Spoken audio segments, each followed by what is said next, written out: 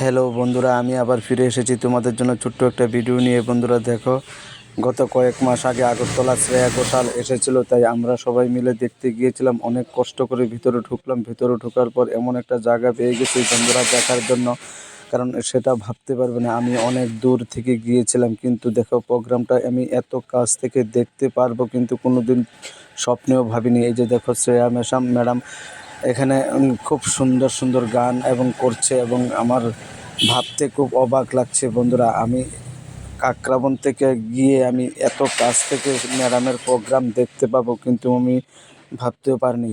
অনেক কষ্ট করে আমি ভিতরে ঢুকলাম বন্ধুরা। এই যে দেখো, খুব সুন্দর একটা প্রোগ্রাম।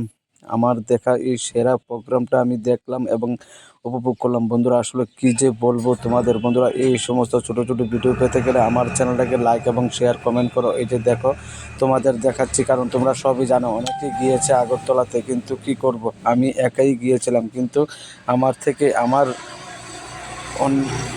সেরা প্রোগ্রাম আমি আগরতলাতে দেখেছি এবং খুব মজা করেছি, খুব নেচেছি, আনন্দ করেছি, খুব উপভোগ করেছি। রাত 1টায় ফিরলাম ওইখান থেকে এবং আগরতলায় ওই দিন রয়ে গেলাম আমি। তাই তোমাদের দেখাচ্ছি বন্ধুরা। এই যে দেখো, প্রোগ্রামটা দেখে আমি মুগ্ধ হয়ে গেলাম বন্ধুরা। সবাই ভালো থাকো, সুস্থ থাকো, শুভেচ্ছা।